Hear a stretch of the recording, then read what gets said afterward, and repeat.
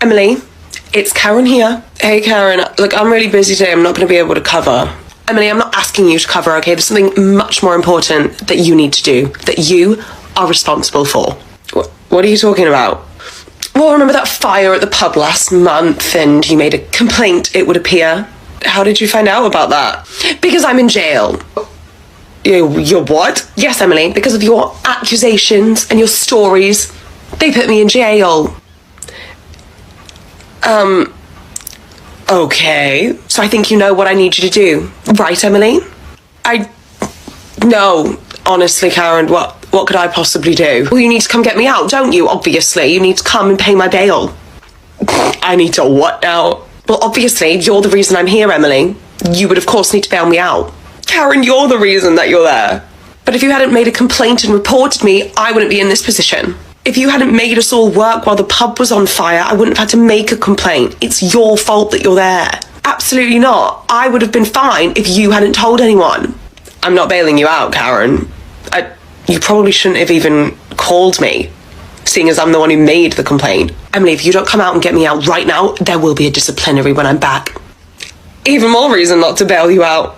Emily? Karen? Emily? Karen? Emily, thanks for coming in for this little back to work meeting. Sure you know how important this is? Well, yeah, I guess it is important. I have been off sick for like a week and a half, so... Yeah, it's very important that we look after, like, your well-being. There's also the disciplinary factor. A disciplinary factor? Karen, I know what you're going to say, Emily. I can't have a disciplinary meeting with you without informing you before, but this is, in a different meeting, so it's okay. How did you come to that conclusion? That's Bikram yoga stretching, that is. Emily, I know why you're trying to avoid this disciplinary meeting, okay? A lot of things have gone on while you've been on sick leave that are not okay. Not appropriate, right? I have no idea what you're talking about, Karen. Emily, come on. Really, I have no idea what you're talking about. Emily, I just think it's better for everyone in the long run if you confess. To what? Emily, you know what you did. Quite clearly I don't. Emily, the game's up. You were seen. You were spotted out and about. So this week and a half of sick leave that you had wasn't really sick leave, was it? Because you were here, there and everywhere. You were seen by multiple people. By who? Where? Emily, a staff member has come forward. So for their safety, I will be protecting their anonymity. I don't need to know, but I think this person is mistaken. I've literally been at home for the last week, and the previous half a week I was off, I was in the hospital. So I have not been anywhere outside of my house until I came to this meeting, which, by the way, my sick leave doesn't end till tomorrow, so the fact that I'm here, bit questionable. Emily, don't do this, okay? I know what I saw. I saw you in the city centre going into Superdrug. Okay, one, even if that was me, you know there's a pharmacy in Superdrug, right? So maybe I was going to get meds, something, I don't know. Two, it was not me, because everything I just said still stands. I haven't left the house. You sure it just wasn't a blonde girl? Emily, stop trying to get out of this disciplinary, okay? I know what I saw. Karen, I'm telling you, it was not me. Emily, I don't know what you expect me to do here. It's my word against yours. And I'm the manager, so I will be giving you a write-up today. Hey Karen. Emily, did you have a nice night off yesterday? Do you know, it was lovely. Thank you for asking. I mean, I'm always on the late shift, so it was really nice to be able to go home at 4, get ready, have a nice night out. Yeah, I didn't ask for your life story. I tried to contact you last night, okay? It didn't even ring, Emily. It didn't even ring. Now, I'll have you know that it is against company policy to block or mute my number. Okay, it isn't, but I could see why you would need to write that into the policy. So you'll be written up if you do have my number blocked, Emily. Karen, I don't have your number blocked, but I went to the cinema last night, so I just put my phone on airplane mode. No one could get in contact with me. And you just conduct yourself like this? Oh my God. What, with boundaries and a respect for my own privacy? Yeah, that is how I conduct myself, Karen. But what if it was an emergency, Emily? Like, it could be a real life or death emergency, and I can't even get in contact with you? Oh. I would feel confused as to why, whenever there's an emergency, that's always my responsibility, Karen. It's called being a team player, Emily. I don't know what team you're on about, but I didn't remember signing up to be on the police team, paramedic team, the fire department team, because they're the only people who should be dealing with emergencies, not me. Emily, as you know, we've had quite a few people leave lately. Yeah, I think I counted 8 people hand their notice in one day. Oh, you counted, okay. Well, a lot of those people who are no longer here were shift leaders, you know, positions of authority within the company, and we feel that we need to have those people of authority, those supervisor roles to help the team. Sure. So, as our longest serving floor team member, I've been here for 5 weeks. We would like to discuss with you possibly taking on a leadership position here at the pub. We're thinking shift leader. Okay, wow. What would that entail, just so I, can think about it? Well, it would involve a lot of long shifts to oversee the team, because we are short at the moment. We do expect our shift leaders to take up and, pick up the slack on the difficulty we're having with staff at the moment. I would expect that you would be in charge of certain ordering responsibilities, making sure that you're checking up on stock, what we need to order, making those orders with the vendors. Also, I think you should be responsible for staff training, keeping up to date with all of the e-learning requirements for all of our staff, making sure that everyone is trained up to the high standard that we expect. And that's a lot of responsibilities, isn't it? It does seem manageable. And I'd like to give it a go and take on the responsibility. Now, just to ask, what kind of money are we talking? Like, how much is the pay rise?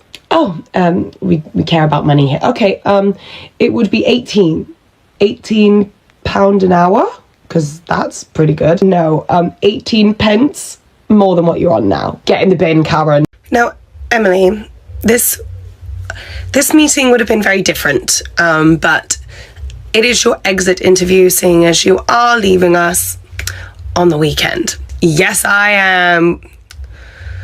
What do you mean this meeting would have been very different? Well, due to your behaviour recently, coincidentally ever since you handed your notice in, if you weren't leaving us, this would have been a disciplinary meeting. All right. For what now? It's just, I mean, you must know what I'm talking about. Nah, enlighten me, bit. I mean, you've been very unwilling to help us out. We've helped you out a lot in the past, Emily. We've always made sure that you're happy here and that you're never doing too many hours or not enough hours. I'm sorry. You've always made sure that I'm happy here. Is that what you just said? Well, yes, don't you think so?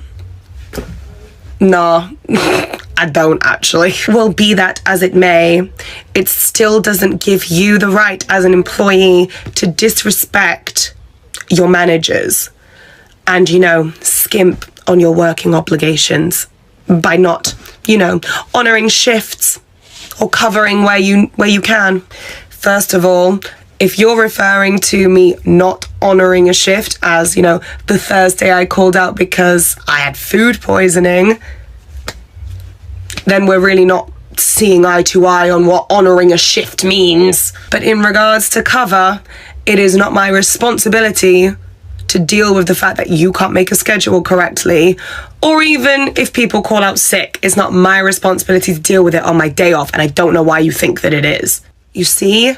This is exactly what I mean. This is what is extremely unprofessional. Madam, I am leaving your company. I don't care what you think is professional anymore.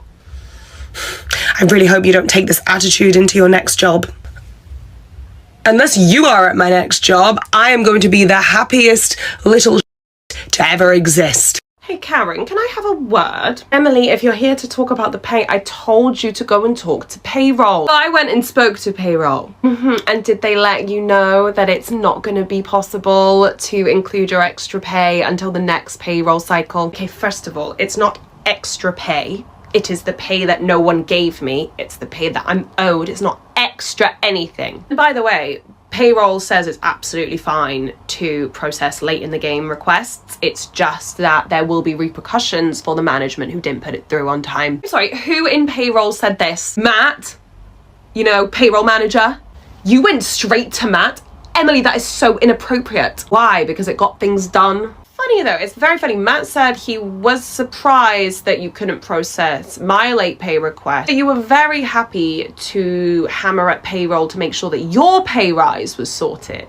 Emily, you know it's illegal to discuss your pay with other employees. Yeah, I don't know which ancient Karen manager made up that rule, but that is not a thing. So you can't manage to pay me minimum wage, but you can give yourself a nice old grand a month pay rise. Emily, as I said before, you are being paid what was on your contract. Sorry that you signed a contract for less than minimum wage. I honestly just can't respond to that because what? You signed a contract, Emily. What do you expect me to do? Put my wage up when the legal minimum wage is raised. It is not rocket science, Karen. I don't know. I feel like this is something that you need to sort out with payroll. This is literally your job as my manager, Karen. Karen, have the hours been sent off? What did you say? I asked if you'd sent off the hours this month. I know Jake normally does it, but obviously he's left. You know you're supposed to send off the hours so that we all get paid, right? Well, yes, of course I know that, Emily. But I had a lot of stuff on my plate, you know. There was that new vodka that we needed to promote, so I didn't get round to it. You didn't get round to paying your staff. I figure I will just do this month and next month together. That should be fine, right? No, I don't think so, because people have rent and mortgages and shit like that, and they need money every month, not when you feel like it. Emily, you are all very lucky to have this job, okay? And if you're saving correctly and you're looking after your money, I'm sure you can last a whole month. At the rate you pay us? Minimum wage? No, actually. I can't last 2 months without being paid. Well, unfortunately, you're going to have to now because the deadline's gone. Then I won't be coming into work until I have been paid. Emily, you can't just not come into work. And Karen, you can't just not pay your staff.